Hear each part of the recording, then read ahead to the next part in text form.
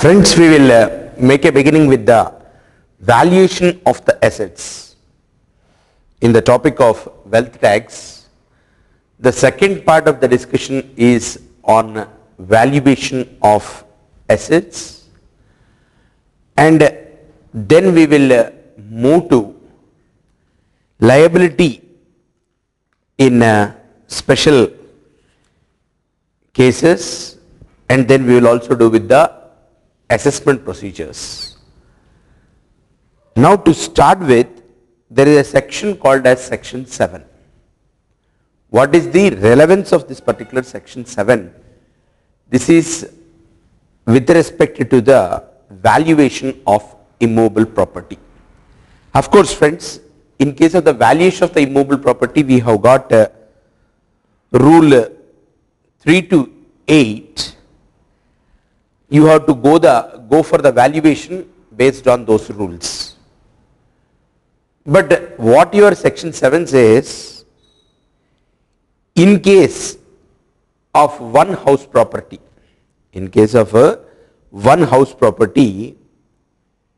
which is exclusively used for the residential purpose of the SSE for complete period of 12 months immediately preceding the valuation date, then a concessional value can be taken. What is the value? Let us suppose the property is constructed prior to 1st April 1971. Then what is the cost with which he acquired that particular property?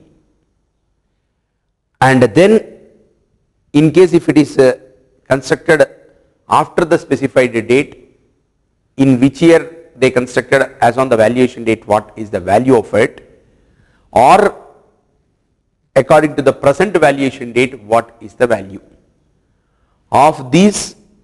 Whatever the SSE feels he can take. Naturally SSE will take a lesser value, because once he adopts a lesser value, then only his wealth tax obligation will come down. But this is specifically for whom? This section 7 is available for one house exclusively used by the SSE for the residential purpose throughout the 12 months before the the valuation date. Write down section 7, valuation of immovable property. Valuation of immovable property. Section 7. Section 7. Option under section 7 is available. Option under section 7 is available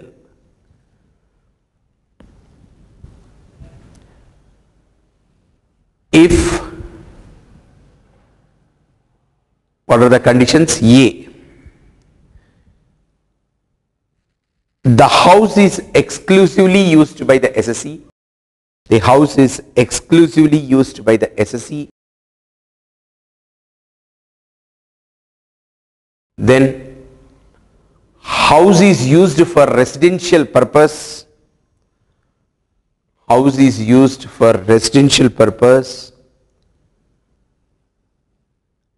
Then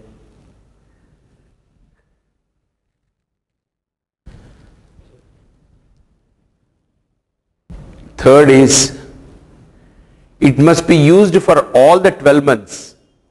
It must be used for all the 12 months before the valuation date. Before the valuation date.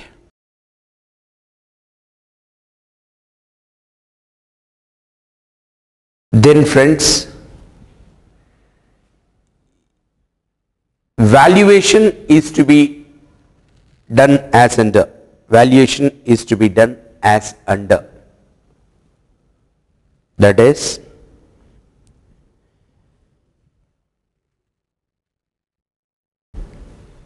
A as per schedule 3 valuation, as per schedule 3 valuation,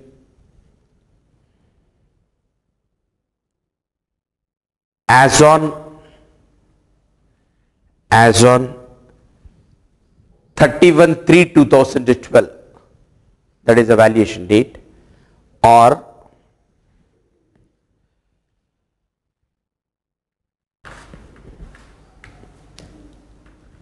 as per the schedule 3 valuation, as per schedule 3 valuation,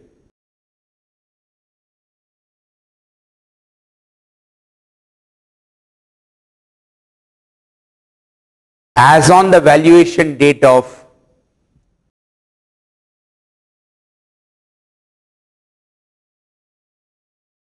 financial year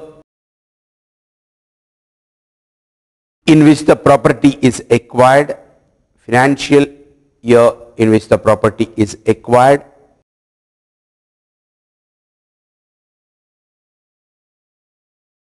or 31/3/1971, 31/3/1971, whichever is latter, whichever is latter, at the option of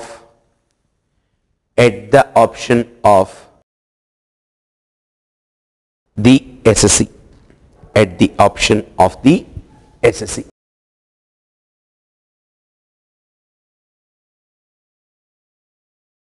So once this clarity is there, we proceed with how do you go about with the schedule 3 valuation.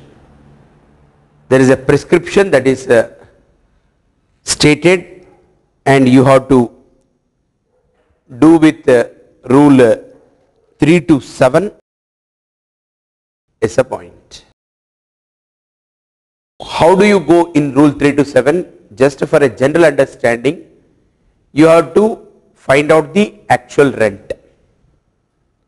Of course, to the actual rent, certain adjustments are warranted. Then you have to capitalize that particular actual rent. Of course, after you arrive at the gross maintainable rent, you will be allowed a deduction of 15% of that gross annual rent, and deduction for municipal taxes irrespective of the fact whether they are paid by the tenant or by the owner. Then you get the net maintainable rent, and that net maintainable rent you need to capitalize. That capitalization depends upon whether it is a freehold property or a leasehold property. If it is a freehold property, 12.5 times. If it is a leasehold property and lease is in excess of, unexpired lease is for more than 50 years, then you have to multiply with the 10, and if unexpired lease period is less than 50 years, then you will multiply with 8. Like that, net maintainable rent you are going to capitalize. And then of course, certain adjustments are required for your unbuilt area. Then certain adjustments are required for your unearned increase. So these are the things. Of course, each point you need to, carefully understand what for those adjustments are made and what adjustments we are proposing. So as a procedure you can write, then each and every item we will discuss. Write down valuation of the property, valuation of the property as per rule 3 to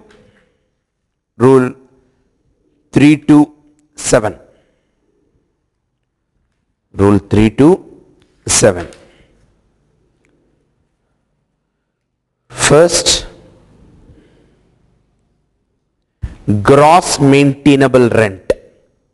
Gross maintainable rent.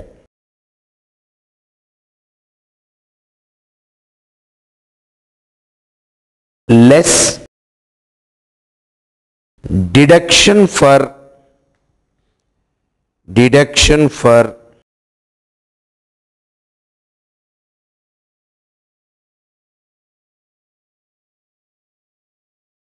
municipal taxes, less standard deduction at the rate of 15% of gross maintainable rent. 15% of the gross maintainable rent. That gives you net maintainable rent. Then find out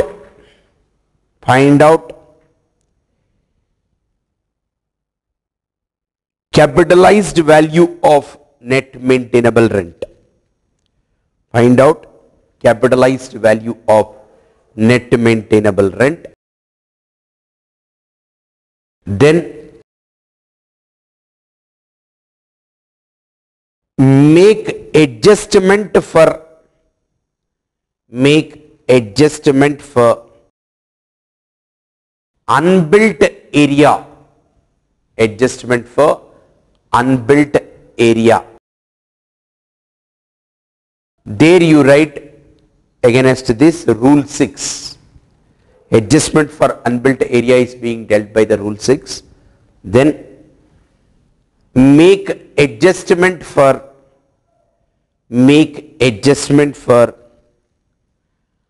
unearned increase in the value of land. Make adjustment for unearned increase in the value of the land. Of course, friends, this determination of the actual rent and then your deductions and then what is it, your capitalization of the net maintainable rent, all these are being dealt by the rule 3, 4, 5. So totally how many rules? 3, 4, 5, 6, 7. 5 rules, and you should understand the process. So first what we are saying, you should know what is a gross maintainable rent. See, in gross maintainable rent concept, it is not only the actual rent you are considering. See, why actual rent is not considered? Because when we say valuation will be done like this, taking the rent as a base, people may change the nomenclature and split the rent. See, property belongs to the owner. Who need to pay the municipal tax? It is the owner who need to pay the municipal tax. So what the owner is saying, this is a total actual rent, sir. If this actual rent we disclose, then my value under the wealth tax will grow. So this is my rent. A part of it we name it as municipal taxes paid by you. That means what? They are trying to reduce their actual rent. What the law says, you can't do like that. If you are doing like that, then we will add municipal taxes which are borne by the tenant. Similarly, who need to do the repairs to the building? It is the owner who need to do the repairs to the building. If the tenant undertakes to do the repairs, means what? Somewhere you have reduced the actual rent. See, I am occupying a house. It's a rental house. Similar houses, rent is 14,000, my house rent is 12,000. Because my owner stays in the foreign country, what he says, Chakravarti, I am giving you at a concessional rent because I am expecting you to carry out with all repairs and you also pay the municipal taxes. If I am looking at with all this calculation, it appears to me that it is either equal to 14,000 per month or more than 14,000 per month. There is no love for that landlord. It is only that since he will not be able to carry out with that obligations, he is pushing that obligations to me and reducing my rent. So there the law expects you to inflate the actual rent when such a kind of aspects like tenant paying the municipal tax, tenant carrying out the repairs. For that repairs, what we are saying, 1/9 of the actual rent you have to add towards the repairs, not the actual repair expenditure and all. Similarly, we take a deposit, advance rent. If it is 3 months, it is acceptable, 3 months of the rent. That is not the case. Let us suppose my rent is 10,000 per month, landlord taking 30,000 rupees is acceptable. But if he says you pay 3 lakhs, that means what?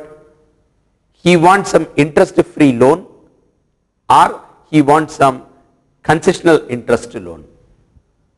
Because I am giving him interest free loan or I am giving him concessional interest, at concessional interest the loan, automatically I expect him to reduce my rent.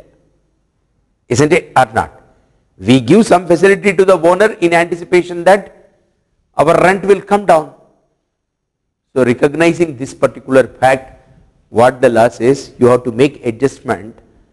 If any deposit amount is taken and if that deposit is in excess of 3 months of the rent, then on such excess you have to calculate the interest at the rate of 15%. Of course, if you are collecting from him some interest, from that 15%, whatever the interest that you are collecting with that rate you reduce, then you see what is the concession of that particular interest. To that extent you inflate the actual rent as a point. And sometimes people may take, what is it, irrecoverable deposits, non-refundable deposit. That means they are taking a premium. So once they take premium, what does it mean? They automatically will reduce the rent. So what the law says, that a premium is for how many years? You divide with that number of years and that premium, part of that particular premium you add to the actual rent. Because these are all the different ways by which landlords will try to reduce the actual rent. So law understood all these mischiefs which generally landlords will do. So keeping all these 4 things, they have inflated the actual rent. What are the things with which actual rent is getting inflated? One is for the municipal taxes borne by the tenant. Second is for the repairs borne by the tenant, 1/9 of the actual rent. Then if any deposit is taken which represents or which is in excess of 3 months of the rent, then interest at the rate of 15%. And if any premium is taken from the tenant, then apportion that particular premium over the period of that particular lease, and that apportioned part need to be added to the actual rent as a point. These are the adjustments which you require to carry out to the actual rent. Then that actual rent will become, what is it, your gross maintainable rent. Of course, that actual rent you have to compare with the municipal rental value decided by the municipal authorities, and whichever is higher you have to take that as a, what is it, your gross maintainable rent is a point. So write down about the how do you calculate the gross maintainable rent. First step is as step 1, ascertainment of gross maintainable rent. Ascertainment of first actual rent, ascertainment of actual rent, ascertainment of actual rent. Number 1 or A, actual rent received or receivable, actual rent received or receivable, add municipal taxes agreed to be borne by the tenant. Municipal taxes agreed to be borne by the tenant. Then add 1/9 of the actual rent. Add 1/9 of the actual rent where repairs are borne by the tenant. Where repairs are borne by the tenant. Then the third addition is 15% interest. 15% interest on a deposit received from the tenant. On a deposit received from the tenant.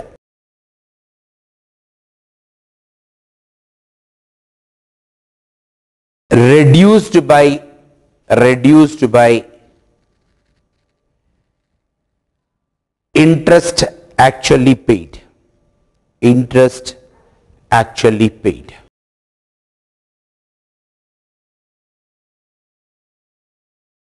Note,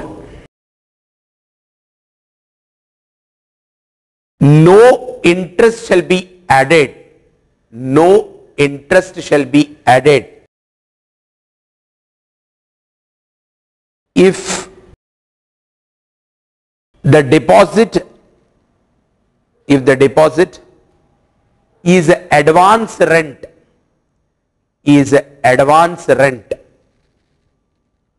for 3 months or less, is advance rent for 3 months or less. Then friends, fourth adjustment, lease premium or non-refundable deposit. Lease premium or non-refundable deposit divided by number of years of lease. Number of years of lease. Then value of any perquisite. Add value of any perquisite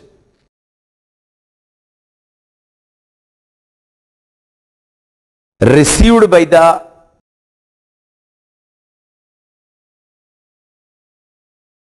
SSC. Then last adjustment is any obligation of the owner,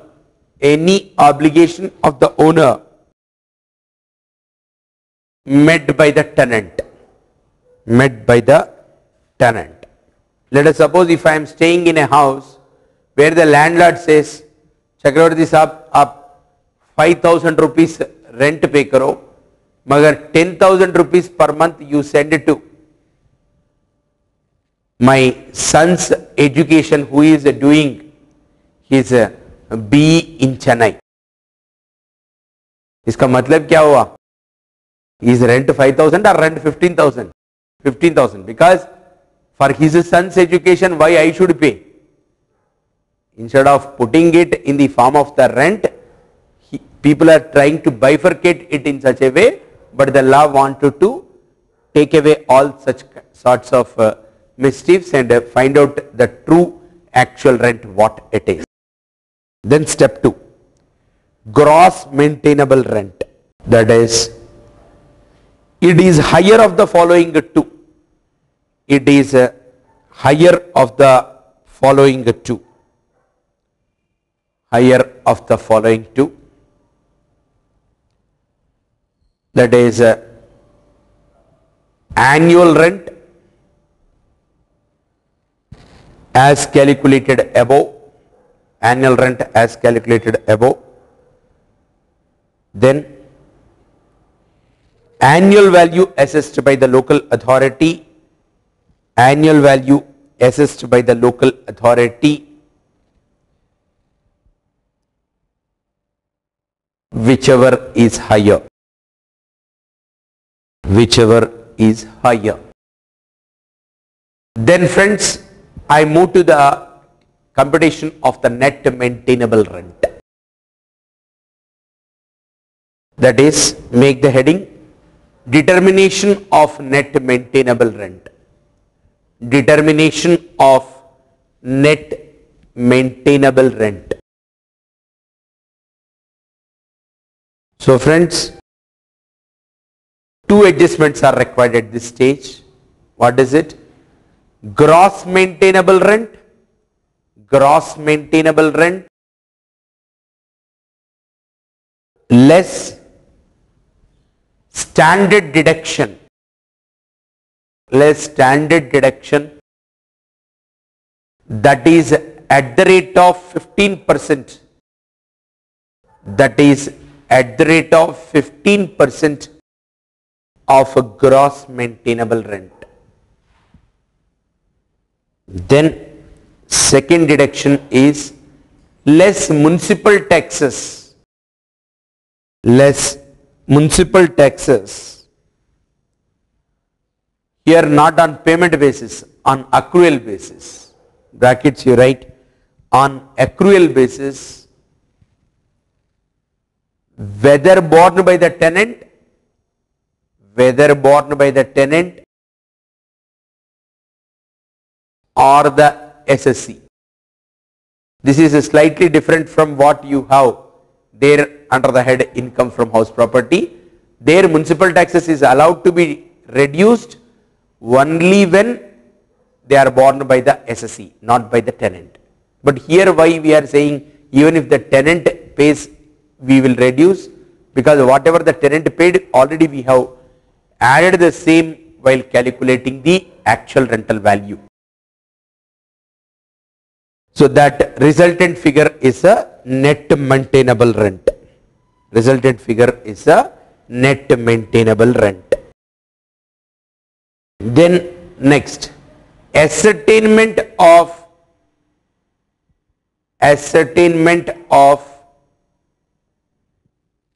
capitalized value of net maintainable rent. Capitalized value of net maintainable rent.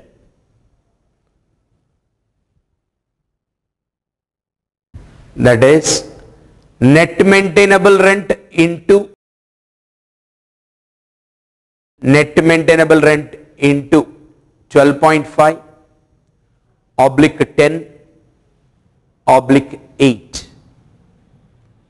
When it is 12.5 friends, freehold land 12.5, freehold land 12.5, leasehold land for more than 50 years, leasehold land for more than 50 years, that is unexpired period of lease is more than 50 years, then with the 10. Then leasehold land for less than 50 years, then it is to be done with 8. This notes is only for your remembering the things, but slightly you should be careful with verbatim of it also. Right? How do you remember it? See, when we say freehold land, leasehold land, the building is constructed on a freehold land, the building is constructed on the leasehold land where an expired lease is in excess of 50 years, more than 50 years, less than 50 years, what is it? 8. You have to multiply so that you get the capitalized value of the net maintainable rent. Then friends, at this juncture, there is an exception which you need to understand. Let us suppose if the property is acquired or constructed after 31/3/1974, then what the law says, you have to see the capitalized value of the net maintainable rent or the cost of acquisition plus cost of improvement, and of these two whichever is higher you have to adopt that as the value. So write down, that is computation of value of immobile property, computation of the value of immobile property in case if the property is, in case if the property has been, in case if the property has been acquired or constructed, acquired or constructed on or after, that is not on, only after 31/3/1974, not on or after, it is only after 31/3/1974, then the value of immobile property is, the value of the immobile property is higher of the following two, higher of the following two.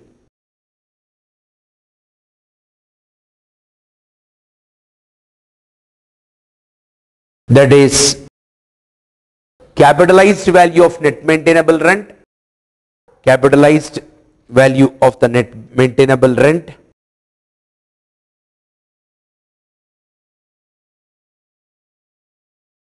or cost of acquisition oblique construction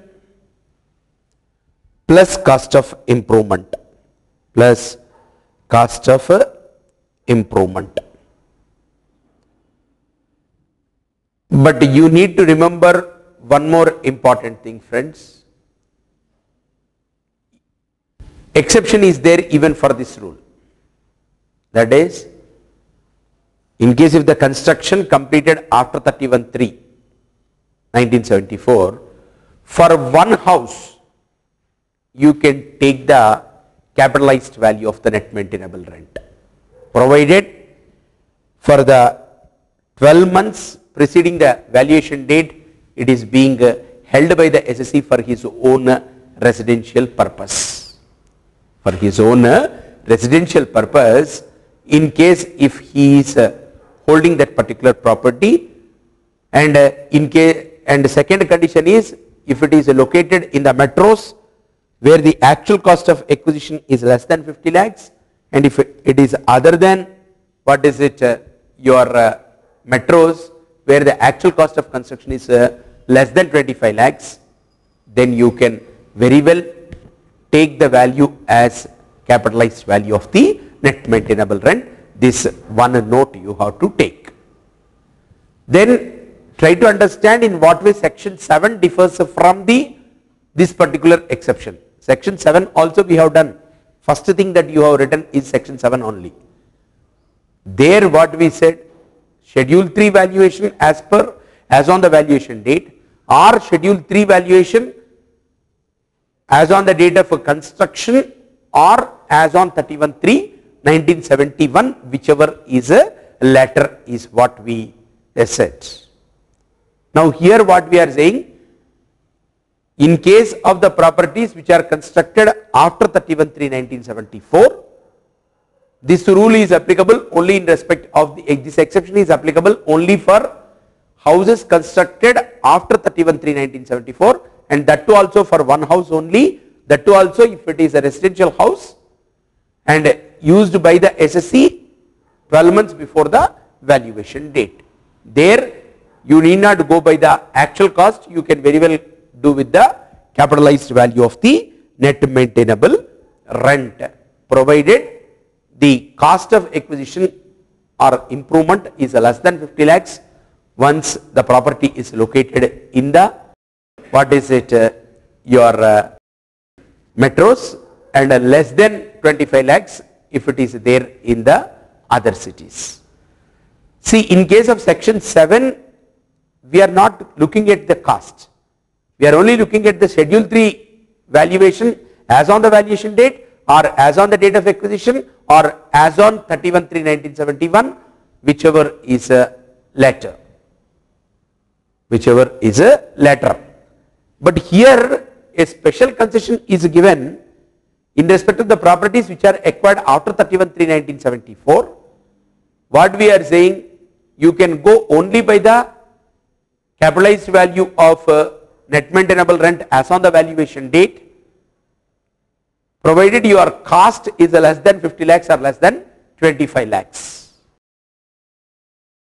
Other way around, in respect of all properties which are acquired on or after 31/3/1974, you have to see Schedule 3 valuation as on the valuation date and compare the same with cost of acquisition or cost of improvement.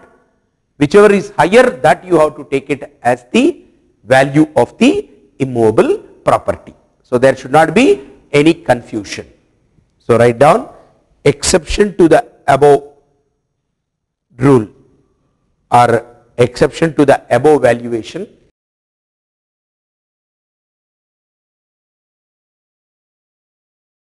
In respect of the properties acquired, in respect of the properties acquired,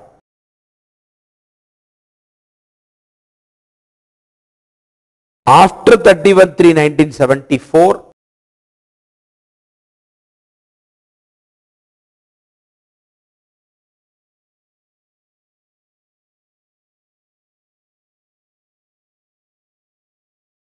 we can take or we should take only the capitalized value, only the capitalized value of net maintainable rent as on the valuation date,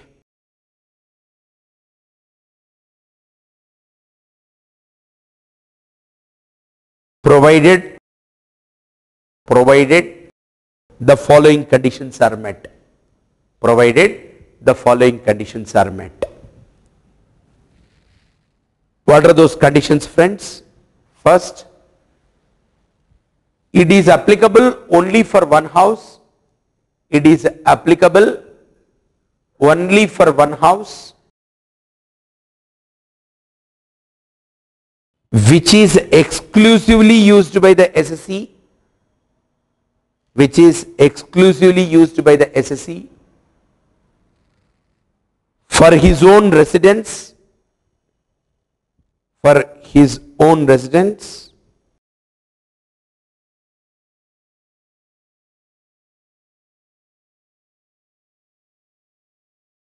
months prior to the valuation date, 12 months prior to the valuation date, where actual cost does not exist, actual cost does not exceed. When I say cost, it includes both acquisition, construction, improvement. Actual cost exceeds 50 lakhs oblique 25 lakhs. 50 lakhs in the metros and 25 lakhs in the other than metros. 50 lakhs in the metros, 25 lakhs in other than the metros. So here normally, to conclude whatever the discussion that we did up to this level, let me put the clarity in this way. Let us suppose the SSE is having the three properties. SE is having three properties. Out of that, two properties he is wholly and exclusively using for his residential purpose. So for one property you can adopt section 7, for another property you can adopt this exception.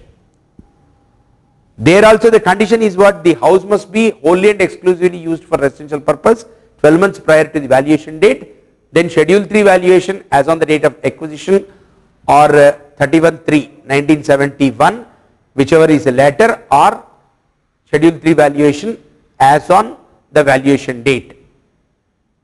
whichever is higher, that is section 7. Here what it is stated, that is in respect to the other house which is also wholly and exclusively used for the residential purpose, whose construction or acquisition got after 31/3/1974, whose cost is less than 50 lakhs or less than 25 lakhs, then you can go by the capitalized value of net maintainable rent only. No confusion. You can adopt section 7 for one property, section, that is exception to another property. Of course, if he is having only one property used for his residential purpose and satisfying this particular condition of 12 months of usage for the residential purpose, then you can either go by section 7 or by this particular exception, whichever gives more benefit to the SSC is the point. But section 7 and exception, in section 7 there is no restriction as to what is the date after which the construction should happen. Whereas in this exception, you have to make clear thing in your memory that this exception is only applicable in respect to the properties which are acquired after 31/3/1974 only. There is only one restrictive covenant. What is that restriction? The property must be held by the SSE for his residential purpose 12 months before the date of valuation. For all the 12 months before the date of valuation. Whereas here it comes with the two conditions. One is property being held for residential purpose as well as holding for 12 months, as well as the property should be constructed, that is after 31/3/1974 only, and the cost of it must be less than 50 lakhs or less than 25 lakhs. These three, in case if met for such residential property, you need not look at the actual cost plus improvement cost, you can only go by the capitalized value of the net maintainable rent. Then friends, I move to the main heading, that is adjustment for unbuilt area. Adjustment for unbuilt area of a plot of land. Adjustment for unbuilt area of a plot of land. First try to understand the concept here, then you can write the procedure. Friends, some SSEs are doing a mischief. What is that mischief? See, I am having 1 acre of the land. I simply construct in 100 yards one house, and I am going to say to this particular house this land is attached. So you have to value it only as a building.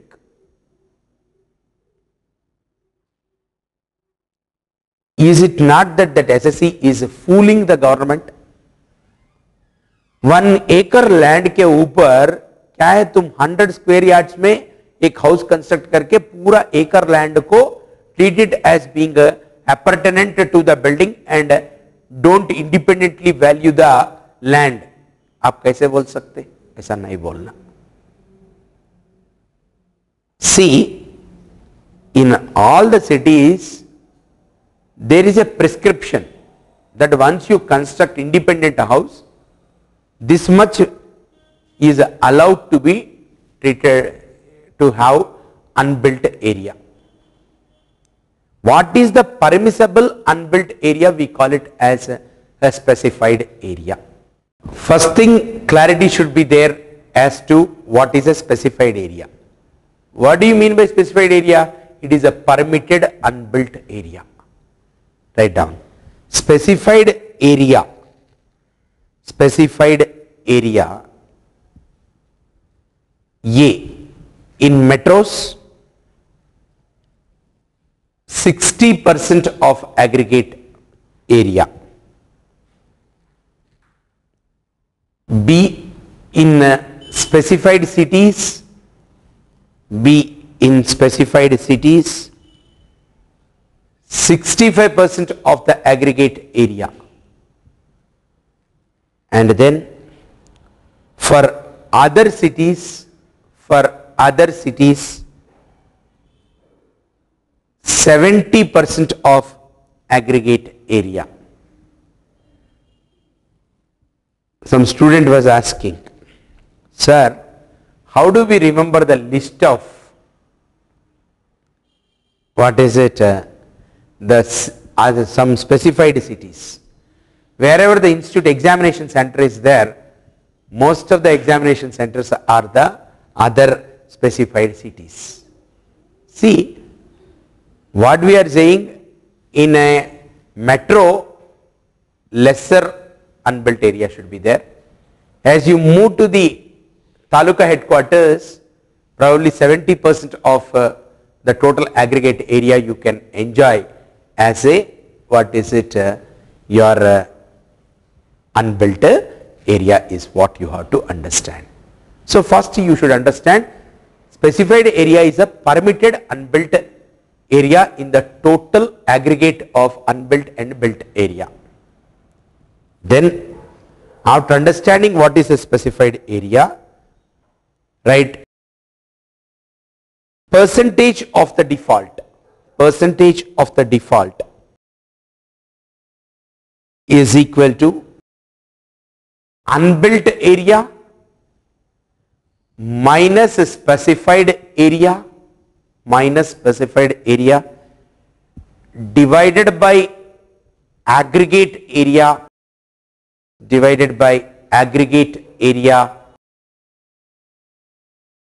whole multiplied by 100.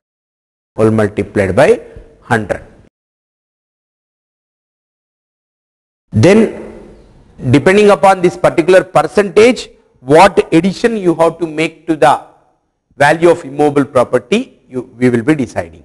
Write down 2 columns, percentage of default and addition as per rule 6. Percentage of default, then one more column is addition as per rule 6.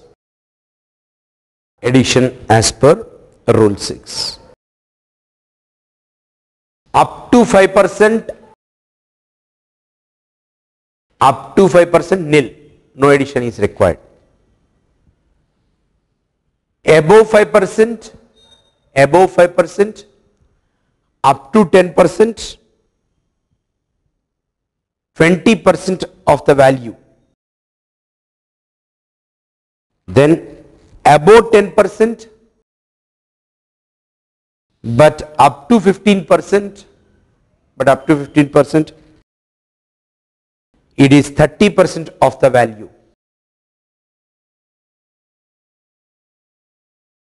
Then above 15%, up to 20%, 40% of the value. Above 20%,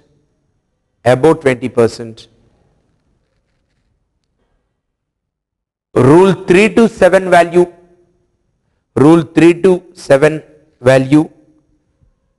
shall not apply.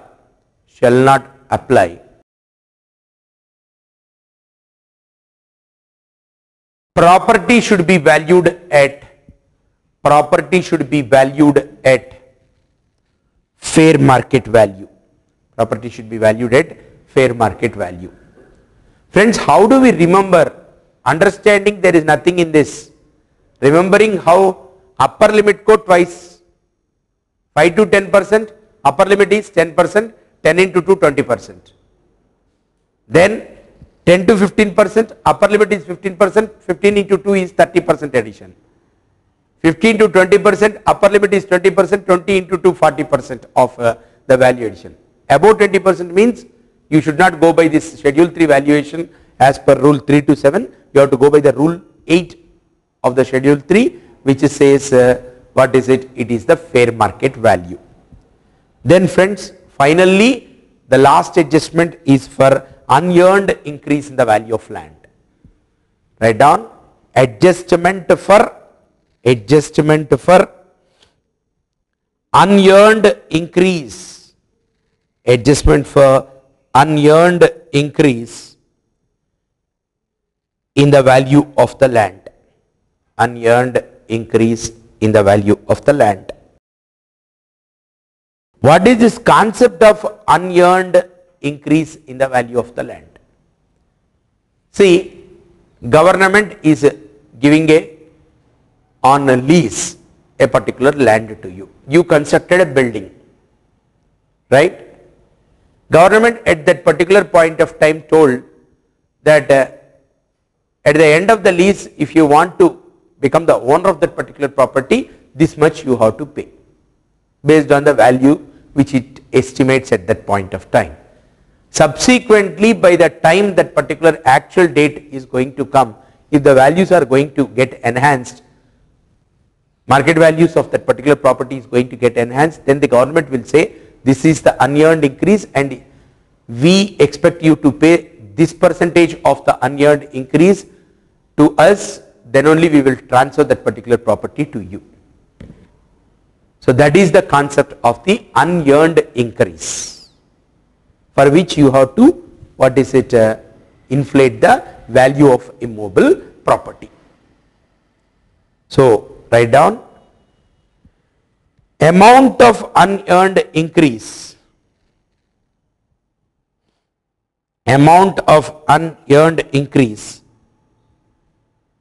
liable to be claimed and recovered, liable to be claimed and recovered by the government,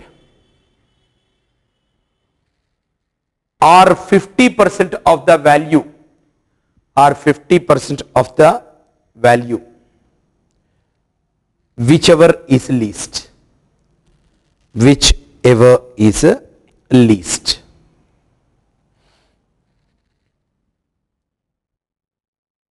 See, for unearned increase, for you to understand, you can just look at this particular example. What is it, friends? Land is taken on lease on 1/1/2000 from the government of India, and the SC paid a lease premium of rupees 30 lakhs till 31/3/2012, and SC is required to pay 10 more lakhs as on 31/3/2012. So now government has notified the value of the land to be 70 lakhs. So the value of the land is 70 lakhs. So far what he has paid is 30 plus 10, 40. So unearned increase is what? This is 70 minus that 40 is a 30 lakhs is a unearned increase is a point. So you have to make adjustment to the value of the property, either the unearned increase in the value which the government want to claim from the SSC once SC opt to purchase it, or 50% of the value which you calculated earlier, whichever is least. To that extent you have to make adjustment to the, what is it, for unearned increase in the value of the land. So these are the things